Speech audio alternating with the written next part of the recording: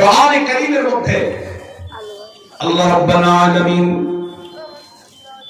এই জগতের জাগতিক মানুষদের জন্য এমন কোন বিষয় নাই যে বিষয়ে কোরআনে উল্লেখ করেন নাই। আবার মানুষের মধ্যে এমন কোন বিষয় কিয়ামত পর্যন্ত উদয় হবে না যে বিষয়টার সমাধান মহাগ্রন্থ আল কোরআন দিতে পারে না। বলেন ঠিক কিনা?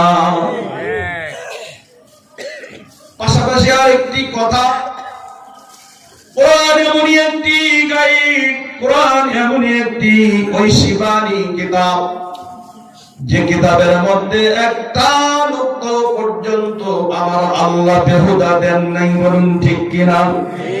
তাহলে কোরআনে যা আছে আমাদের কোনো না কোনো প্রয়োজনে আল্লাহ পাক দিয়েছেন, ঠিক কিনা বলুন? আমার বন্ধুরা, কেন আল্লাহ পাক এই আয়াত আমাদের কাছে ওই ব্যক্তির ঘটনাকে আলোচনা করে শোনালেন? আমার বন্ধুগণ, যুবক ভাইরা লক্ষ্য করো, পবিত্র কোরআনে কারীম কিয়ামত পর্যন্ত যত মানুষ এই বিশ্বের জমিনে জন্মগ্রহণ করেছে, করছেন, করবে, সকল জাতিদের জন্য পবিত্র কোরআনে কারীম আইকন হিসাবে, মডেল হিসাবে, অবিস্মরণীয় হিসাবে, অনুসরণীয় হিসাবে আল্লাহ দান করেছে। বাজারের মধ্যে প্রত্যেকটা জিনিস পাওয়া যায়, বলেন ঠিক কিনা? শুক্রবার যদি না হয় নদিয়ার বাজারে কেউ যায় কাপড়ের কাপড় কিনতে, বন্ধু, কেউ যায় মেয়ের থ্রি পিস কিনতে, কেউ যায় বাজার করতে, কেউ যায় লোহা লক্কর কিনতে, সকলেই কিন্তু একটা বাজারে। বাজারটাকে এমন ভাবে মেলায়া, এমন ভাবে সুন্দর করে রাখা হয়েছে, যার যা প্রয়োজন, প্রয়োজন মাফিক আল্লাহ রাব্বুল আলামিন বাজার থেকে ক্রয় করার সকলের সুযোগ করে দেন। বলেন ঠিক কিনা? আল্লাহ রাব্বুল আলামিন বলেন, আমি এই কোরআন নাযিল করলাম, এই কোরআনে কারীম ইসলামের একটি বাজার। এই কোরআনের মধ্য হতে যদি কেউ আমার কোরআন দ্বারা হিদায়াতের রাস্তাকে গ্রহণ করতে চায়, ইন্নাল কোরআনা ইয়াহদি লিল্লাতী হিয়া আকওয়াম, কোরআন তাদেরকে সঠিক পথ দেখায়। ইউদিল্লু বিহি কাসীরান ওয়া ইয়াহদি বিহি কাসীরা, এই কোরআন থেকে অনেক মানুষ সঠিক রাস্তা পেয়ে যায়, আবার অনেক মানুষ কোরআন না বোঝার কারণে জাহান্নামের রাস্তা কোরআন থেকেও খুঁজে বের করে নেয়। বলেন ঠিক কিনা? দেখবেন আমাদের সমাজে যারা বাতিল, তারাও প্রমাণ দিয়ে থাকে কোরআন থেকে। বলুন ঠিক কিনা? গতকালকে সম্মেলনে আপনারা অনেক আলোচনা শুনেছেন। দুর্ভাগ্য হলেও সত্য যে আমি আসলে এই সম্মেলনে অংশগ্রহণ করতে পারি নাই। দেখবেন পৃথিবীতে কিছু মানুষের আবির্ভাব, উলামায়ে কেরামের সমাগমে তাদেরকে পরিচয় দেওয়া হয় আহলে কোরআন বলে। কি বলে বলুন? ওদের দাবি হলো কোরআন ছাড়া আর কিছুই মানা যাবে না। তো কোরআন থেকে তারা খুঁজে খুঁজে 3 বেলা নামাজ পাইছে, আর এক ওয়াক্ত নামাজও পাওয়া যায়নি। এবার বলুন তো দেখি, কোরআনে কারীম দ্বারা যদি 3 বেলা নামাজ প্রমাণিত হয়, তাহলে 2 বেলা নামাজ যদি অস্বীকার করা হয় তার ঈমান থাকবে না, চলে যাবে সংক্ষেপ। এবার কোরআনে কারীম থেকে ওনারা খুঁজে পেয়েছেন আল্লাহ পাক এককভাবে কোরআন নাযিল করেন নাই, যেহেতু বহু বচন ব্যবহার করেছেন, অতএব কোরআন নাযিলের ব্যাপারে আল্লাহ পাক অন্য সহযোগীদেরকেও আল্লাহ পাক নিয়েছেন। তাহলে এবার বলুন, বুঝে থাকলে যদি বাস্তবসম্মত কেউ বিশ্বাস করে তাহলে তার ঈমান থাকবে না, চলে যাবে। এজন্য আল্লাহ বলেন, অনেক মানুষ কোরআন থেকে হিদায়াতের পথকে খুঁজে পেয়েছে, আবার অনেকেই পথভ্রষ্ট হয়েছে। তবে আল্লাহ বলেছেন, ওমা ইউদিল্লু বিহি ইল্লাল ফাসিকুন। তবে হ্যাঁ, কোরআন থেকে যারা বিমুখ হয়েছে তারা কিন্তু স্বাভাবিক করে মানুষ নয়। ওরা ইসলামের দৃষ্টিতে ফাসিক শব্দ আল্লাহ কোরআনে ব্যবহার করেছেন। কেবলমাত্র শুধুমাত্র ফাসিকরাই কোরআন থেকে বিচ্ছিন্নতা, কোরআন থেকে বহির্গত মতাদর্শ হয়ে তারা কোরআনের বিপক্ষে অবস্থান নিয়েছে। তাহলে স্পষ্টভাবে বলতে হয়, কোরআন সঠিক অঙ্গনে যদি বুঝতে হয় তাকে মুমিন বলা যাবে, আর কোরআন যদি সঠিকভাবে বুঝতে না চায় তাহলে তারা ফাসিক। এটা আমার আর আপনার চূড়ান্ত সিদ্ধান্ত নয়, এটা তো সিদ্ধান্ত দিয়েছেন সেই কোরআনওয়ালা আহকামুল হাকিমিন রব্বুল কারীম বলেছেন তারা ফাসিক। বলুন ঠিক কিনা? আমার বন্ধুরা, এবার আমি সেই কোরআনে কারীম থেকে সূরাতুল ইয়াসিনের এক আয়াত, ছোট্ট আয়াত কারীম আমি শেষ তেলাওয়াত করেছি। আমার বন্ধুরা, এই আয়াতের উদ্দেশ্য পৃথিবীর জমিনে আল্লাহ রাব্বুল আলামিন কোরআনে কারীমের এক আয়াতের মধ্যে বলেন, যারা মুমিন হবে তাদের সাহায্য করা, এটা আমি আল্লাহর হক বা দায়িত্ব। وَكَانَ حَقًّا عَلَيْنَا نَصْرُ الْمُؤْمِنِينَ।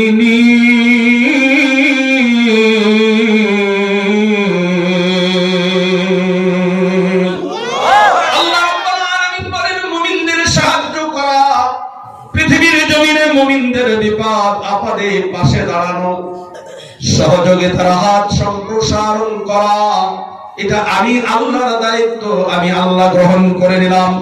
এবার সংক্ষেপে আপনাদেরকে বোঝাবার চেষ্টা করি। বন্ধুরা আমার, এদিকে লক্ষ্য করেন, আপনার মধ্যে প্রশ্ন উদয় হবে, আজকে আমি নামাজি হওয়ার কারণে, আমার মুখে দাড়ি রাখার কারণে, সুন্নতি লিবাস পরার কারণে, হালাল হারাম হালাল মেনে চলার কারণে আল্লাহর সাহায্য আসার কথা, নাউজুবিল্লাহ, কিন্তু আমি দেখি দুনিয়ার জাগতিক বেশি বিবাদ আমার উপরে। আমি গতকালকে প্রশ্নে কথা বলছিলাম, আজ যদি বিশ্বের মুসলমান চক্ষু মিলিয়ে দেখেন, দেখবেন গোটা পৃথিবীর জমিনে যেখানে খাঁটি মুমিনদের আনাগোনা, ওই জায়গার মধ্যে জাগতিক বেশি ধরনের মুসিবত আর বিপদ। আপনাদের ধারণা, আমাদের ধারণা, গোটা পৃথিবীর মধ্যে ফিলিস্তিনের মুসলমান হলো সবচেয়ে পাক্কা সচ্চা ইমানদার। বলেন ঠিক কিনা? কারণ সেদিকে যাব না। ফিলিস্তিনের মধ্যে একটা ইতিহাস অনুযায়ী আমি পেয়েছি 42 জন নবীকে আল্লাহ পাক এই আল্লাহর ঘর বাইতুল মাকদিসের চতুর্দিকে আল্লাহ নবীদেরকে জন্ম দিয়েছিলেন। সেই নবীদের উত্তরসূরি আজ ফিলিস্তিনের মধ্যে ঈদের দিন আমার আপনার সন্তান নতুন কাপড় পরিধান করে সিমাই চিনি খেয়ে, ফিরনি আর পায়েস খেয়ে তারা রাস্তায় আনন্দ উল্লাস করেন। আর যারা নবীদের 40 জন নবীদের উত্তরসূরি ঈদের দিন পর্যন্ত এই উত্তরসূরিদের প্রজন্ম ছোট ছোট গোলাপের তুল্য কচি কচি বাচ্চাদের উপরে মিসাইল নিক্ষেপ করে দুনিয়ার থেকে তাদেরকে শহীদ করে দেওয়া হয়। ঈদের দিন পর্যন্ত 320 জন মুজাহিদ এবং ঈদের দিন পর্যন্ত ক্লিনিকের মধ্যে 180 জনের মতো দুগ্ধপান শিশুদেরকে তারা বুলেট দিয়ে দুনিয়ার থেকে শহীদ করে দিয়েছে। আমার ভাইরা, এবার লক্ষ্য করেন, Chechnya, Bosnia, Herzegovina, Afghanistan, Syria, যে সমস্ত অঞ্চলে পৃথিবীর মুসলমানের আনাগোনা, সেই অঞ্চলগুলির উপরে জাগতিকভাবে সবচেয়ে বড় মুসিবত। অথচ আল্লাহ কোরআনে বললেন, ঈমানদারদের জন্য সাহায্য করা আমি আল্লাহর হক। এখন আমাদের উপরে আল্লাহর সাহায্য আছে না নাই, এটা আমাদেরকে প্রমাণ করতে হবে।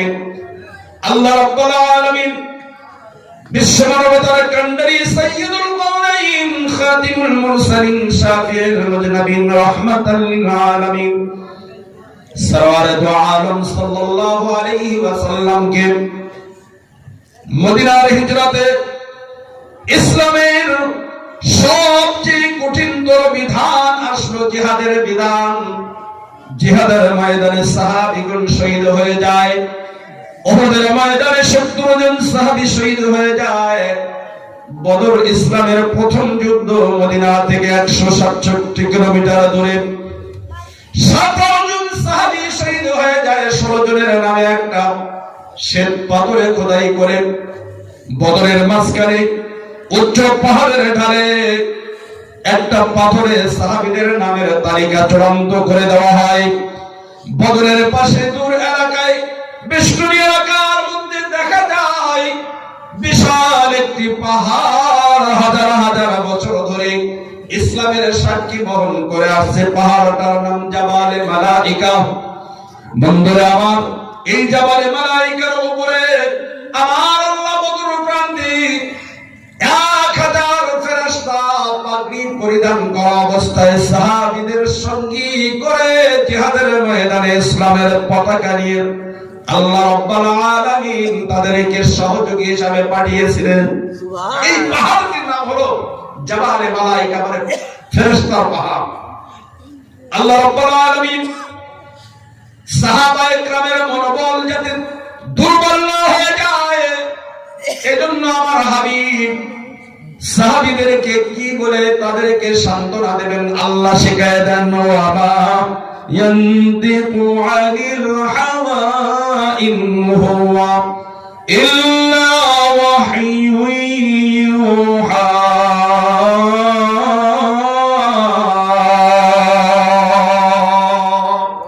আল্লাহ রাব্বুল আলামিন বলেন, নবী আপনার পক্ষ থেকে কোনো কথা ইসলামের মধ্যে হবে না। কোরআন আমি নাযিল করেছি, আমি আপনাকে যা বলবার নির্দেশ দেই আপনি উম্মত আর উম্মতিদের মাঝে সেই কথাগুলি, সেই উক্তিগুলি আপনি প্রকাশ করে থাকেন। তাহলে নবী নিজে কিছু বলেন না, আল্লাহ যা বলার পারমিশন দেন। আল্লাহ রাব্বুল আলামিন বলেন, হাবিব সাহাবীরা যাতে মন ভেঙে না যায়, তারা হতাশগ্রস্ত না হয়, কারণ ইসলামের মধ্যে অনেক সাহাবী ইসলাম গ্রহণ করেছে, নামাজেরও সময় পায় নাই। বন্ধুরা আমার, একজন সাহাবীর নাম আছে, ওই সাহাবী আল্লাহর নবীর হাতে জিহাদের ময়দানে ইসলাম গ্রহণ করে মুসলমানদের পক্ষ নিয়ে জিহাদে নেমে যায়। নামাজের ওয়াক্ত দুনিয়ায় আসার আগে আগে ওই সাহাবী শহীদ হয়ে ময়দানে লুটিয়ে যায়। নামাজের সময় পেলেন না, শহীদ হয়ে গেলেন। আবার অনেক সাহাবী সকালে মুসলমান হয়েছে, বিকালে জিহাদের ময়দানে নেমে গেছে। 2 দিন সময় হলো ইসলামের, 2 দিনের পরে তৃতীয় দিন জিহাদের ময়দানে নেমে গেছে। অতএব নবীন সাহাবীদের মনের মধ্যে যদি কোনো ধরনের উদয় হয় যে আল্লাহর পক্ষ থেকে আমাদের উপরে সাহায্য কেন আসছে না, এজন্য আল্লাহ পাক একজন ব্যক্তির ইতিহাস উল্লেখ করে বলতেছেন, নবী হে আমার, আপনি আপনার সাহাবীদেরকে জানায় দেন ইসলামের জন্য যারা অতন্ত্র প্রহরী হয়ে ইসলামের পতাকাকে নিয়ে জিহাদের ময়দানে সিফা চালান হয়ে যারা যুদ্ধ করতে করতে শহীদ হয়ে যায়, এই শহীদ হওয়াটা ইসলামের জন্য, শহীদ হওয়াটা আমার কাছে নিন্দনীয় নয়, বরঞ্চ শহীদি তামান্না হলো পৃথিবীর লেটেস্ট এবং সর্বশ্রেষ্ঠ আল্লাহর পক্ষ থেকে হাদিয়া। চিৎকার করে বলুন আলহামদুলিল্লাহ। শাহাদাতের তামান্না, শহীদি মৃত্যু, এটা হলো আল্লাহর পক্ষ থেকে সবচেয়ে ইসলামের মর্যাদা এবং মুমিনদের জন্য আল্লাহর পক্ষ থেকে হাদিয়া। এজন্য আল্লাহ রাব্বুল আলামিন বলেন, নবী আমার, ইসলামের জন্য যদি কষ্ট করে থাকেন, এটা নতুন কিছু নয়, সাহাবীদেরকে জানিয়ে দিন আপনার পূর্বে আমি আল্লাহ একজন নবী এই জমিনে প্রেরণ করেছিলাম, নাম হলো ঈসা ইবনে মারইয়াম। এই নবীকে ব্যতিক্রম পন্থায় আমরা আল্লাহ দুনিয়ায় পাঠালেন। নবী দুনিয়ার থেকে আল্লাহর হুকুমে আসমানে উঠে গেলেন। ঈসা ইবনে মারইয়ামের অনুসারী পৃথিবীর জমিনে ইসলামের দাওয়াত শুরু করে দেয়। ঘটনার মধ্যে আছে একটি বাহিনী, কোন কোন রাওয়ায়াতে 7 জনের কথা পাওয়া যায়। 7 জনের একটি বাহিনী বা 5 জনের একটি ঝটিকা দল ঈসা ইবনে মারইয়ামের ইসলামের প্রচার করতে করতে করতে করতে করতে করতে সুদূর রোম, পারস্য, এমনকি পৃথিবীর এক প্রান্ত থেকে অপর প্রান্ত পর্যন্ত তারা দাওয়াতের মিশন নিয়ে চলে যায়। বন্ধুরা আমার, হঠাৎ করে একটি এলাকার মধ্যে যখন প্রবেশ করে, পাহাড়ি এলাকার থেকে, পাহাড় থেকে পার হয়ে শহরের মধ্যে প্রবেশ করতে হবে। এই শহরের প্রবেশদ্বারে বিশাল বড় পাহাড়, পাহাড়ের পাশে ঈসা ইবনে মারইয়ামের এই দাওয়াতি বাহিনীরা মিশন। হঠাৎ করে একজন ব্যক্তির সঙ্গে সাক্ষাৎ হয়ে যায়। ব্যক্তিকে লক্ষ্য করে বলেন, হে আল্লাহর বান্দা, আমরা তোমার কাছে আল্লাহর পক্ষ থেকে আনিত বাণী ঈসা ইবনে মারইয়ামের দেখানো তরিকায় তোমাকে ইসলামের দাওয়াত দেই। তুমি কি ইসলাম গ্রহণ করতে তৈয়ার আছো? কারণ তুমি, আমি, আসমান জমিন এই পাহাড়কে যিনি তৈরি করেছেন তিনি হলেন আমার ও তোমার রব আল্লাহ। রব্বি ওয়া রাব্বুকাল্লাহ, তোমার রব আল্লাহ, আমার রব আল্লাহ। সেই আল্লাহকে আল্লাহ বলে স্বীকার করে নাও।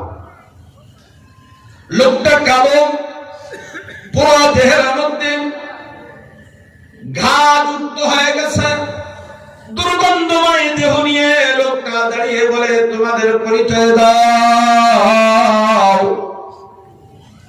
এই সাহাবায়ে কেরাম বলেন, আমাদের পরিচয়, আমরা হলাম মুসলিম, আমরা ঈসা আলা নবীনা আলাইহিস সালাতু ওয়াস সালামের উপরে আসমানি যে বাণী আল্লাহ নাযিল করেছিলেন তার প্রচারক, আমরা সেই বাণী প্রচার করতে আসছি।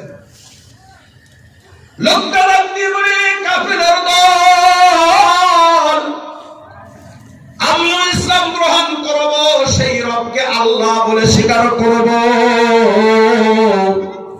যদি একটা শর্ত আমার পূর্ণ করতে পারো। সাহাবায়ে কেরাম বলেন, সেই শর্তটা কি? বলে, আজকে 70টা বছর পর্যন্ত আমি একজন পীড়াগ্রস্ত ব্যক্তি, আমার গায়ে এমন এক ধরনের একজিমা বা ঘা, এই গায়ের দুর্গন্ধ আর নোংরাতার কারণে সমাজের মানুষ আমার কাছে কেউ আসতে চায় না। আমি সমাজ থেকে বিচ্ছিন্ন হয়ে, মানুষের সমাগম থেকে, লোকালয় থেকে দূরে যে পাহাড়ের এই গুহার মধ্যে অবস্থান নিয়েছি। তবে আমার বিবরণটা তোমাদেরকে শোনাই, ও ঈসার বাহিনীরা। আমি দীর্ঘ 12 বছর পর্যন্ত সূর্যের পূজা করলাম, সূর্যকে দেবতা আর আল্লাহ বলে স্বীকার করেছি। 12 বছর পর্যন্ত সূর্যের অনুসরণ করার কারণে আমার দেহের মধ্যে গাটা মুক্ত করার ব্যাপারে চাইলাম। একটা যুগ আমি সূর্যের কাছে যাওয়ার পর আমার এই রূপ মুক্ত হয় না। তারপরে আর শোনো, আমি 9 বছর পর্যন্ত আগুনের ইবাদত করছি, তাকে রব মেনেছিলাম, আর একটাই দাবি করেছিলাম, আমার গায়ের এই অসুস্থতাকে দূর করে দাও। এভাবে আমি 13 জন বস্তুকে, 13টা ব্যক্তি বা বস্তুকে রব বলে স্বীকার করে তার কাছে প্রার্থনা করেছি যে আমার দেহকে সুস্থ করে দাও, কিন্তু কেউ আমাকে কি করে না, সুস্থ করে নাই। এজন্য আমি আর কাউকে রব মানতে রাজি না। যদি তোমার রব সত্য রব হয়ে থাকে, আমার এই দেহের ঘাগুলিকে যদি মুহূর্তের মধ্যে ভালো করে প্রমাণ করতে পারো, তাহলে সেই রবকে আমরাও আল্লাহ বলে স্বীকার করে যাব। হযরত ঈসা আলাইহিস সালাতু ওয়াস সালামের ধর্ম প্রচারক উলামায়ে কেরামগণ রব্বি কারীমের কাছে দোয়া করে, আল্লাহ আদরে কুদরত তুদারি हर सखाही आकुनी मुर्दारा जिंदा कुनी तो जिंदारा मुर्दा कुनी। रब्बे कारीम, समस्त ক্ষমতার মালিক আপনি। আপনি যদি চান মুর্দাকে জীবিত করেন, জীবিতকে মুর্দা করেন, এটা আপনার শান। কার শান? রব্বে কারীম, ওই আসমানি কিতাবের শপথ করে বলি, যে আসমানি কিতাব আপনি ঈসা ইবনে মারইয়ামের উপরে নাযিল করেছেন, যদি ওই কিতাব আপনার সত্য কিতাব হয়ে থাকে, আর ঈসা ইবনে মারইয়াম মায়ের গর্ভ থেকে পুত্র দান করেছেন পিতাবিহীন, এই নবীও যদি সত্য নবী হয়ে থাকে, আর আমরা যদি ওই কিতাবের সত্য প্রচারক হয়ে থাকি, এই 3টা আমল আপনার দরবারে পেশ করে দোয়া করি, মালিক এই লোকটার দেহকে আপনি সুস্থ করে দেন। আমার ভাইরা, তাফসীর ইবনে কাসীরের মধ্যে লোকটার বিবরণ নিয়ে নাম উল্লেখ করা হয়। এই লোকটার নাম হাবিবে নাজ্জার, আসল নাম ছিল হাবিব। তিনি ছিলেন একটা ফার্নিচার মিস্ত্রি।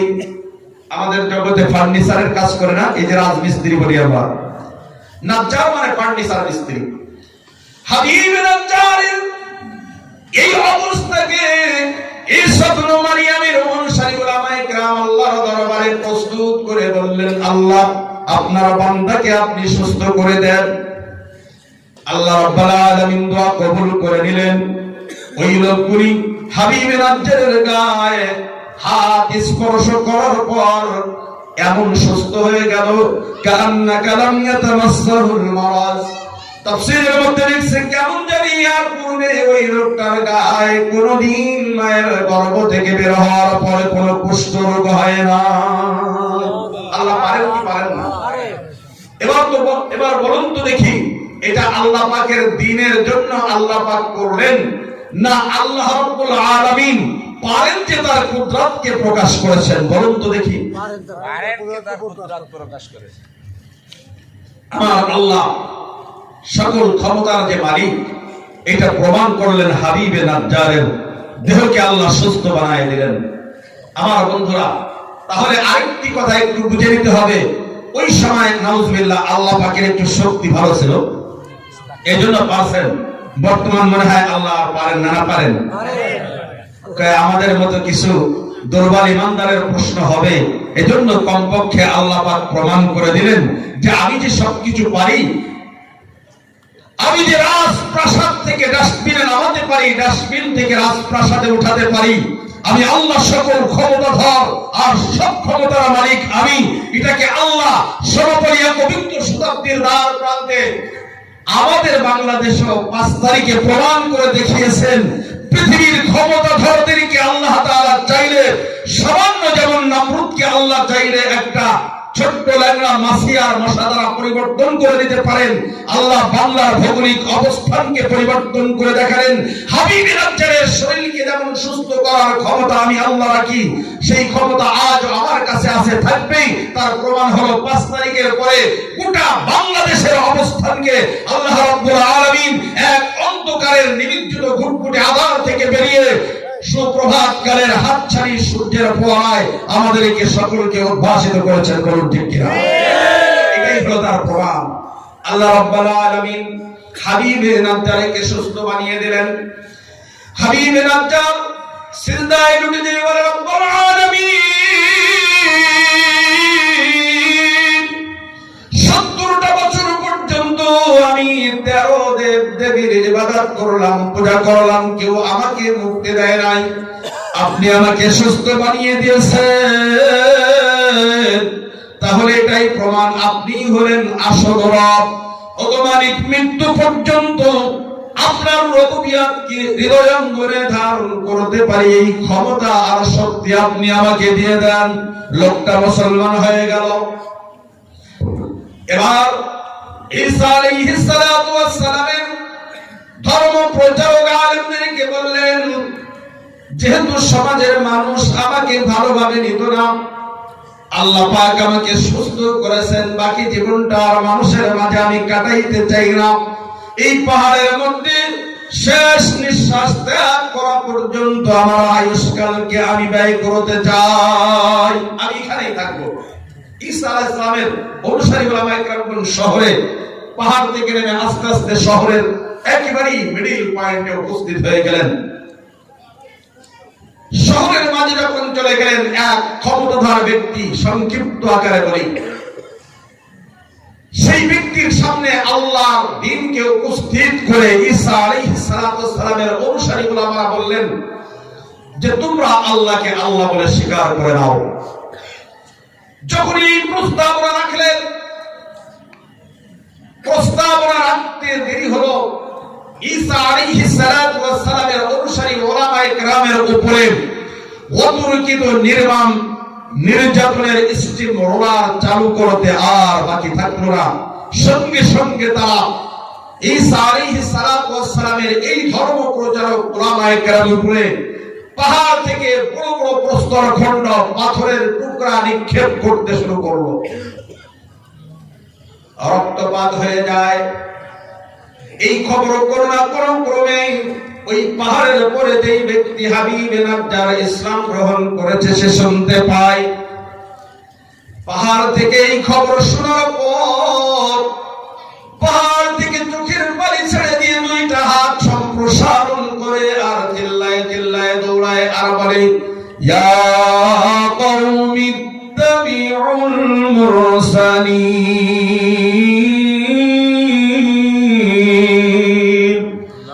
আমার কওমের লোকেরা, খবরদার খবরদার, এই আলেম ওলামাদের সঙ্গে অপব্যবহার করো না, দুর্ব্যবহার করো না। এই আলেমদের দাওয়াত গ্রহণ করে নাও, কারণ হলো এই আলেমগণ তোমাকে ঈমানের দিশা দেয়। এর বিনিময়ে দুনিয়ায় তোমাদের কাছ থেকে বিনিময় চায় না, বিনিময় একমাত্র মালিকের কাছে চায়। হাবিবে নাজ্জার দৌড়ানো শুরু করলো আর কান্দে বলে, ইয়া কওমি ইত্তাবিউল মুরসালিন ইত্তাবিউ মান লা ইয়াসআলুকুম আজরান ওয়া হুম মুহতাদুন। তারা তো হিদায়াত প্রাপ্ত, সঠিক পথ প্রাপ্ত, তারা বিনিময় দুনিয়ার কোন মানুষের কাছে চায় না, আল্লাহর কাছে চায়। অতএব তোমরা এই আলেম ওলামাদের সঙ্গে দুর্ব্যবহার করো না। দৌড়ানো শুরু করছে। দৌড়াইতে দৌড়াইতে শহরের মাঝে যখন আসে, শহরের লোকজন বলে, আলেমদের আগে এই লোকটাকে আগে দুনিয়া থেকে বিদায় দিতে হবে। বিশাল এক পাথর দিয়ে হাবিবে নাজ্জারকে শহীদ করে দেওয়া হয়। ঈসা ইবনে মারইয়াম আলাইহিস সালাতু ওয়াস সালামের ধর্ম প্রচারক 7 জন আলেমকেও একের পর এক শহীদ করে দেওয়া হয়। আল্লাহ রাব্বুল আলামিন হযরত ঈসা আলাইহিস সালাতু ওয়াস সালামের এই আলেমদের ঘটনা সংঘটিত হওয়ার 260 বছর পর আমার নবীকে দুনিয়ায় পাঠালেন। নবীকে নবুয়ত দান করার পর বলে, রাসূল গো, বদরের প্রান্তে, উহুদের প্রান্তে, হুনাইনের প্রান্তে, খন্দকের প্রান্তে, ইসলামের 13টি জিহাদের ময়দানে আপনার সাহাবায়ে কেরাম শহীদ হয়ে যাবে। এজন্য আপনি মনে করবেন না আমি আল্লাহর পক্ষ থেকে তাদেরকে আমি সাহায্য করি নাই, বরঞ্চ আমি আল্লাহর পক্ষ থেকে তাদেরকে সাহায্য করার মানদণ্ড হলো আল্লাহ রাব্বুল আলামিন দুনিয়ার সামথিং জগৎকে মাইনাস করে কবর থেকে শুরু করে আবাদুল আবাদ অনির্দিষ্ট হায়াতের জন্য আমার আল্লাহ জান্নাত বরাদ্দ রেখেছেন। এজন্য দুনিয়ার মধ্যে বন্ধু মুমিন কোনদিন নিজের মন মতো চলতে পারে না। কারণ হলো এই, মুমিনের জন্য জাগতিক বিপদ আর মুসিবত এটা মুমিনের জন্য স্বাভাবিক নয়, বরঞ্চ মুমিনের জন্য ঈমানের স্তর প্রবৃদ্ধির এবং প্রমোশনের একটি নিদর্শন। আমার ভাইরা, আমি গতকালকে একটা উদাহরণ দিয়েছিলাম। উদাহরণ কি হলো এই, আমাদের সমাজে আমাদের মেয়েদেরকে আমরা নাক আর কান ফোটায় দেই না? দাদিরা যখন কান ফোটায় তখন বাচ্চাটা কান্না করে, উফ যন্ত্রণা করে, একটু রক্ত বের হয়। দাদি বলে, কান্দিছো? স্বর্ণের তাই তোমার আব্বা বানাইছে 60,000 টাকা দিয়ে, তোমার কানে দিলে সুন্দর লাগবে না, ভালো ছেলে তোমার বিয়ে করতে আসবে। এই কথাবার্তা বলতে বলতে মেয়েটা সুস্থ হয়ে যায়। এরপরে সে ঘাস শুকাবার আগেই একটু ভালো হওয়ার পরে বলে, এখন আমার কানে ঢুকায় দাও। কারণ হলো এই, মেয়েটা জানে সামান্য সময় যদিও একটু ব্যথা অনুভূতি হয়েছে, তবে মৃত্যু পর্যন্ত সেখানে একটি অলংকার ধারণ করতে পারবে, সমাজে সবাই তাকে সুন্দর বলে বিবেচনা করবে। ঠিক একটা জাগতিক মেয়ের বাচ্চার জন্য যদি এমনটা হয়, আল্লাহ ডাক দিয়ে বলে, ও আমার মুমিন, দুনিয়ার মধ্যে সামান্য সময় কান ফুটাবার মতো একটু কষ্ট তোমাকে দিতে হবে, এর বিনিময়ে পিছনে লম্বা জীবন আমি আল্লাহ জান্নাতের অলংকার তোমার জন্য প্রস্তুত রেখেছি। এজন্য নবী বলেন, ওই জান্নাতের অধিবাসী হওয়ার জন্য পৃথিবীর মধ্যে হতে তোমাদেরকে 5টি বিষয় লক্ষ্য রাখতে হবে। শুধুমাত্র মুমিন দাবি করলে জান্নাত পাওয়া যায় না। আল্লাহ অন্য আয়াতে বলেন, আফাহাসিবতুম আন্নামা খালাকনাকুম আবাসা ওয়া আন্না ইলাইকুম লা তুরজাউন। আল্লাহ কোরআনে কারীম বলেন, আফাহাসিবতুম আন্নামা খালাকনাকুম আবাসা, হে বান্দার মুসলমান মুমিন, তোমরা কি ধারণা করো তোমাদেরকে বেহুদা আল্লাহ তৈরি করেছে? দুনিয়ার জীবনে নাজ নিয়ামত খাওয়া, মৃত্যু হয়ে যাবে, কবর হয়ে যাবে, মাটি হয়ে যাবা, তোমাদের আর কোনো বিষয় থাকবে না, এমনটা কি মনে করেছো নাকি? তোমাদের কি সঠিকভাবে অন্তরে গাঁথুনির সাথে ধারণ করতে হবে তোমাদের মৃত্যুর পরবর্তী জীবন আমি মাওলার কাছে ফিরে আসতে হবে। সেই জীবনের জন্য তোমাদের জাগতিক জীবনে 5টি বিষয় খুব গুরুত্বের সাথে লক্ষ্য রাখতে হবে। নবীজি আমার বলেন সেই 5টি বিষয় হলো এই। 1 নম্বর বিষয় আল্লাহর নবী বলেছেন,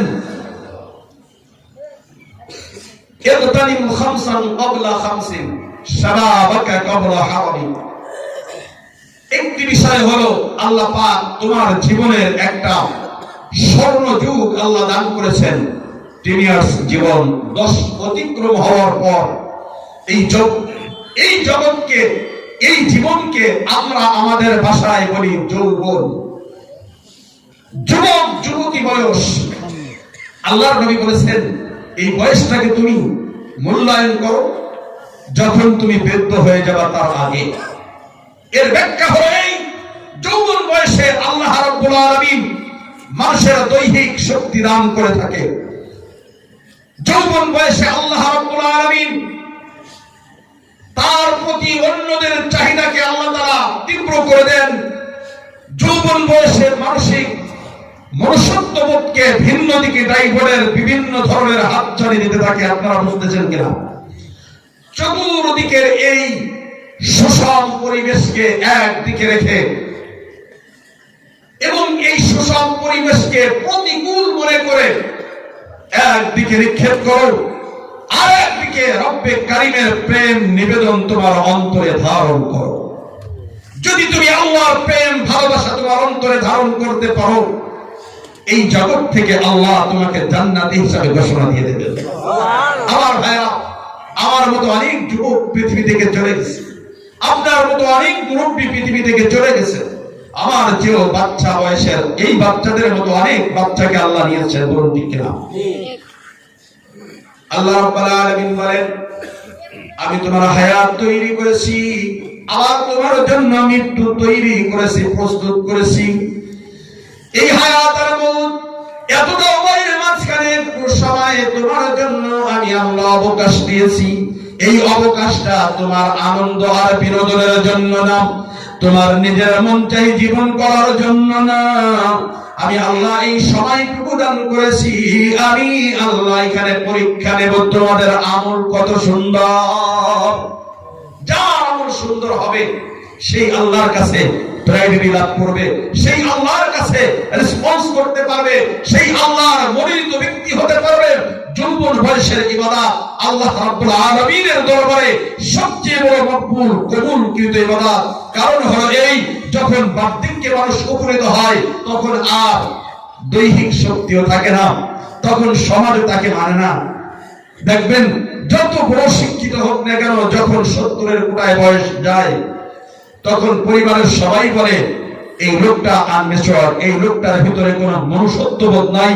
কারণ হলো এই বুড়ো হয়ে গেছে, হয়তো তাবলীগে 3 জেলায় পাঠাও, তাহলে চরমনার ময়দানে পাঠাও। আর বর্তমান শহরতলিতে ডিজিটাল সিস্টেম অ্যাপ্লাই চলছে যে তাকে বৃদ্ধাশ্রমে পাঠিয়ে দাও। বলুন ঠিক কিনা? এজন্য ওই সময় আসার আগে রব্বে কারিমের ভালোবাসা আমাদেরকে অন্তরে ধারণ করতে হবে।